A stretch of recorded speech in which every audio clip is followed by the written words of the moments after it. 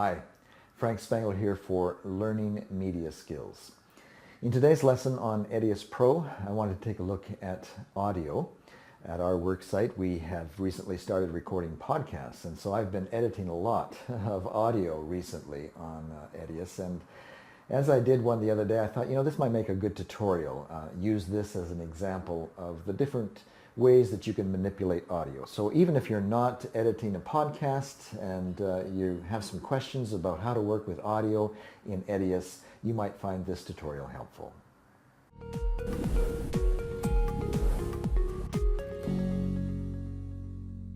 Now, whether you're editing a podcast or having to work with any type of audio in Edius, I just wanted to share a few tricks and tips, something that new editors should be aware of as they begin to work with audio tracks in Edius. Let's open up a project here where this is actually my podcast project here with many different sequences of many different podcasts over the last year. And I've just started a new sequence here. Let's rename it. Our guest for this podcast was Sonia, so we'll call it that. Now, in order to be on the same page as we are editing this, a couple of housekeeping items. First of all, let's make sure that we're in the overwrite mode. So just if you're in the kind of got a blue icon here with inserting audio or inserting media, let's just click on that so that we are doing an overwrite of media. And that way, as I show you how I edit audio on my laptop, it should work the same on yours. Now, something else that is important, if you haven't already done so, is to assign a keyboard shortcut for contracting and expanding your timeline. Of course, you can always do it with the slider here. However, you'll find that after a couple of hours of doing that, you will find it to become quite tedious. And so I've assigned a keyboard shortcut for that operation. My minus key contracts a timeline, and just by tapping on the plus key, I expand my timeline. I believe by default, Edius does not have any keyboard assignment for those, and so you'll want to add those. It's just going to save you a lot of frustration. Go under settings, user settings, and under user interface, go to keyboard shortcuts, and for a filter, type in zoom, and you'll see here's a place where you can assign you can assign actually any key that works for you. If you're coming from a different editor, you want to use something that you're familiar with. I believe the ones from Premiere Pro is what I chose when I first started using Edius, and that is the plus and minus keys. Well, actually, as they show up on this keyboard, they are the minus and equals key that are also shared with the minus and plus key. So make your assignments there, and you'll find life a lot easier in the world of editing on Edius. All right, one more housekeeping item, and that is if you're brand new to Edius, you'll see that the video tracks are above this center line, and the audio tracks are below. And right now I have 2 video tracks. We wouldn't need those. Let's delete one at least. And right now by default we have 4. You can add any number of audio tracks that you want. In order to work with this single track, I will just click on this right grade area here and choose audio source channel stereo. And that way the audio track that I bring into this will contain everything on both channels. Let's check it out. Here's the audio clip that we want to work with. It's actually looks small here, but that's because our timeline is really contracted here. Let's spread this out. It's actually probably 45 minutes long. Now, if your audio file doesn't have a large waveform indicated here, it's probably because by default Edius has chosen to set the waveform to be in the linear format. And if we hit apply and hit OK, you'll see that the waveform is not nearly as pronounced, and it's a little bit more difficult to work with. At least I find it that way. And so when I'm working with audio, I like to have that changed to the log waveform style. And you can find that under Settings, User Settings, and under Application, go down to Timeline, and here's where you change it here under Waveform. From linear by default that Edius gives us, let's change that to log, hit apply, hit OK, and now we have a much larger waveform to work with as we edit this audio. Okay, next step you'll want to do is make sure that your audio mixer is open, and you'll find the symbol for that, or the icon for that, to be here on our timeline. It's the one with all the little equalizer slider image here. Just click on that, and now you've got a audio mixer meter here to follow along as to what volume and what tracks are showing. And also from the Supporter Relations Department, we have... Right now we see that there's really only one channel that is being indicated there, and it's the left channel. Nothing's coming through on the right, and we can kind of see that visually as well. We see all of the material up here on the left channel, but nothing down here on the right. And depending on how your audio was mixed and sent out from your mixer to your recording device will determine how that's going to show. But we can easily pan that so it's right centered simply by going to our audio track here where it says volume pan. Let's click on that. The first time you click on it, you'll be able to set the volume. The second time that you click on it, you'll be able to set the pan. We see the pan currently is right in the center. And so if we want to center our audio so that it is equally divided between the left and right channels, let's try first of all by dragging this blue line down into the right channel. And if you want to drag the whole timeline down, the whole blue, what you need to do is hold down your Alt key before you click on it and slide it down. And then the whole pan for the whole 45-minute clip is going to come down all at once. If you don't hold down the Alt key, what's going to happen is when you click on it, it's going to create a node, and it's only the node that's going to go down, and you don't want that. So hold down the Alt key, bring that pan down so that it's centered right onto the right channel there, and now when we play it, Now, why is it that everybody calls you Sanjay? we see that our audio is now equally on both right and left. My name is... And if you need to at this point also adjust audio, this is a good time to do that before you start our edit. So let's go over here and hit it again. It goes to neutral, shall we say. Let's click on it one more time, and now we're affecting volume. You'll see the color is different. It's orange. And now as we hold down our Alt key, we can increase the volume by sliding that up, or we can decrease the volume by sliding that down.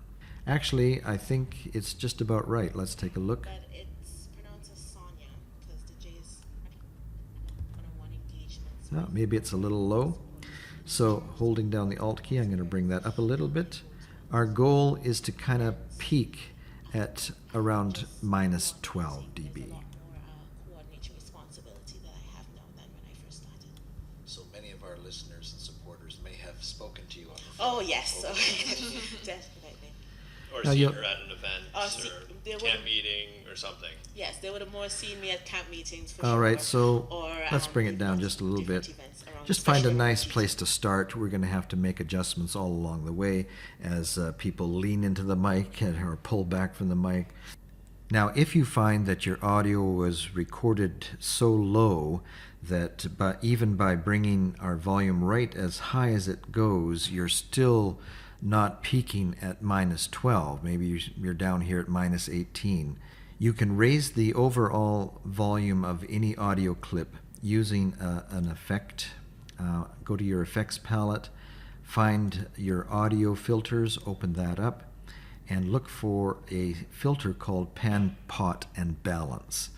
Drag that onto your clip. You'll notice over here in your information palette, it shows up.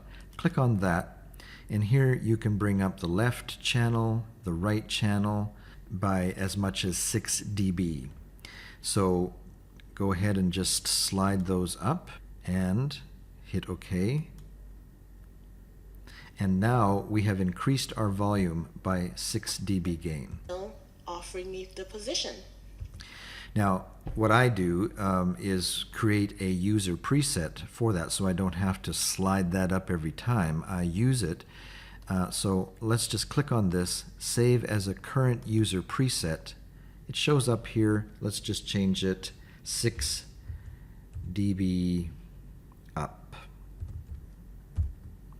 Now, whenever I need to up a clip by 6 dB, I just go and find that in my effects palette and just drag it onto any clip that I need to raise by 6 dB. If it's really low and you need 12 dB, you can just add another instance of the filter, and they show up here to show you how many you have put on.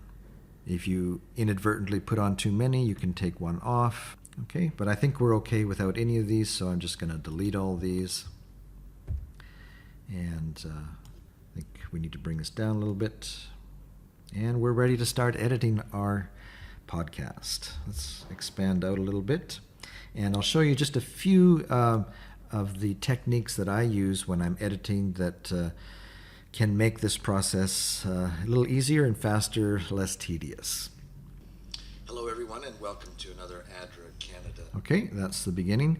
So when you've identified the beginning point, just take your timeline cursor to that point and hit your C key. You'll see that you make a cut right there.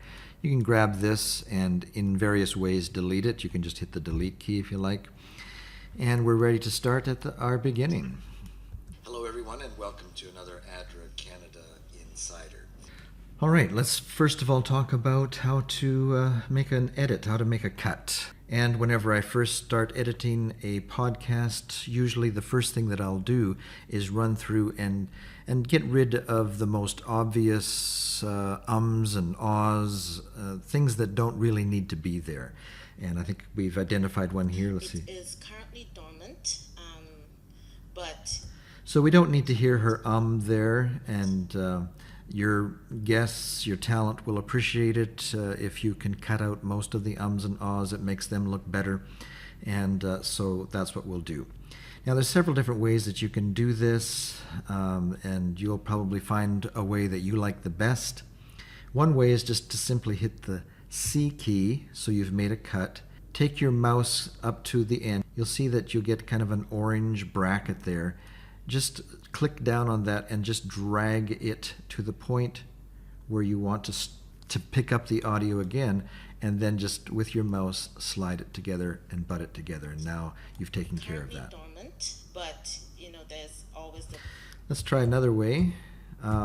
Another way is to do an in and out point of the media that you no longer want, and then just hit the Alt D key, and that does a ripple delete.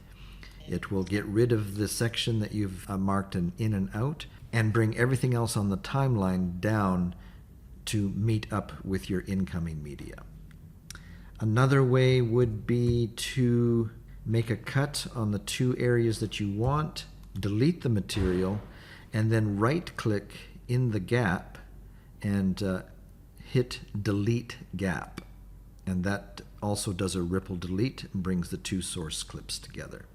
One last way that some people like to do, and that is find the in point where you want to start the audio again, do your C-cut there, and then just drag your media in to that point where you want to start deleting the material.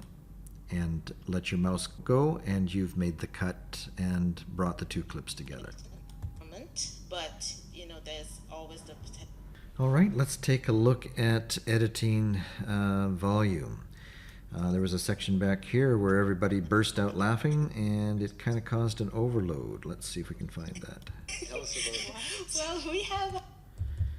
Maybe here. You can kind of tell by the waveform where it's going to get hot. No, no, there's more to the Caribbean than Jamaica. What? Color me shocked. And as you look at your audio mixer, you can see you're going into the red, and you don't want to do that. No. Especially with no, there's more to the Caribbean than Jamaica. What? Color. especially with digital material, because on many devices that is just going to break up and really sound awful. And so we need to bring that audio down. And the way to do it is to find that point on your timeline where it starts to get a little hot. Keep an eye on your audio mixer meters there. The Caribbean must be like, are you from Jamaica? No. I'm okay with it approaching 6. Your ideal goal is to keep it just kind of peaking at just over -12. I'm okay with it reaching 6, but anything over 6 where it starts to go into the yellow, I want to start bringing that down. No. no, there's more to the... So right about here, I'm going to click with my mouse on the orange timeline, and you'll see it creates a node there. And then you can go down the timeline just a little bit and create another node, and when you've done that, just drag your mouse down a little bit, and that is going to bring down the volume for that section of your timeline. No. no, there's more to the Caribbean And now than as we're Jamaica. watching our Color me shocked. as we're watching our audio mixer meters, we see that it's okay up to about here, but then it starts going into the red again, or approaching the red at least, and so we want to bring that down some more. And so let's create another node and just bring that down some more, and find that area where that big burst is finished, and then you can create another node and start bringing it up so that the following material isn't too soft, too low. Let's see how that has worked out. No, there's more to the Caribbean than Jamaica. What? Color me shocked. But yeah, and I was born and raised there. And so with those adjustments we've been able to solve. We want to keep the laughter. That's a nice part of the podcast. It keeps everything light and merry and interesting. But we want to make sure that it's not going to blast people's iPod as they're listening to it on their earbuds and it just goes wacky. They'll probably switch to a different podcast. But as long as we're keeping that just above 12, approaching the 6, you should be okay. But yeah, and I was So we might have maybe brought that out just a little bit longer. born and raised there. So now But yeah, and I was That's a lot born better. and raised there. And by the way, these all of these windows in Edius are expandable. If it helps you to see your metering better, In Jamaica. you can spread them out. And I also should have mentioned that the audio tracks themselves can be expanded. And when you're editing just one audio track, why not have it wide open like that? And that allows you to be able to get a better visual of what you're editing. And the way you do that is just bring your mouse over to the top line between the two tracks, press down on your left mouse button and drag up and down. And that way you open up your track. Okay, so what I'll usually do is do a kind of what I call a rough edit of the podcast. I'll go through taking out all the ums and ahs and those sections that I know are not going to be that relevant to the podcast. There's always some banter there that might not work.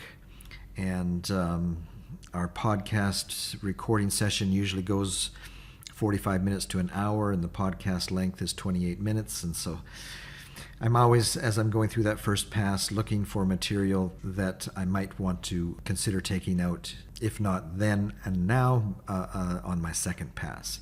Once I've done the first pass and I've got all sorts of edits, I don't know if I can show you one here. Let's maybe take a look at one of these older ones. You can see how many edits I've made here by all the marks. Those are edits. Then what I'll do is set an in and out point to that, and well, it looks like this is actually a result. This is actually my second pass. All of these edits are my second pass. You can see that the way this is named here, this was my first pass, and I've edited again.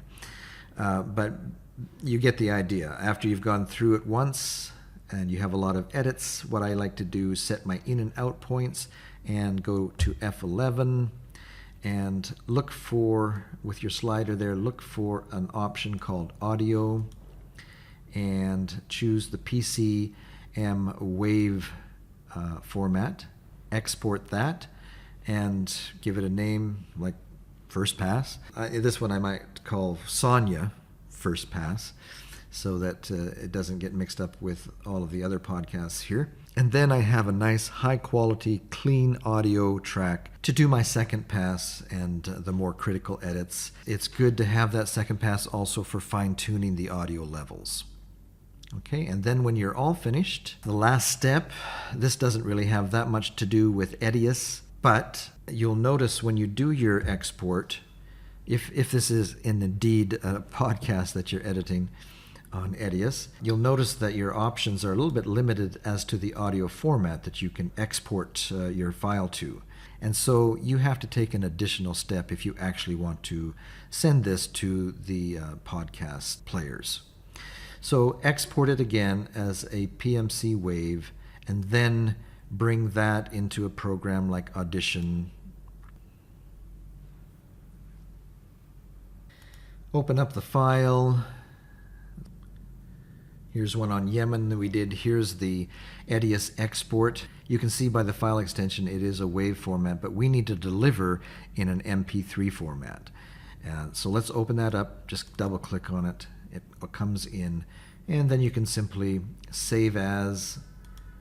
And what we want to do for podcasts, they recommend that first of all MP3. So the format is MP3 audio. We want to change it to actually a mono track. Hit OK, and we want to change the format settings from whatever it is, 256K, right down to 96 is what's recommended for podcasts. It still gives a high quality audio file and yet doesn't require a lot of bandwidth. The file size is low, so if people are using their phones and not wanting to use up a lot of data on your podcast, this keeps the file size quite low.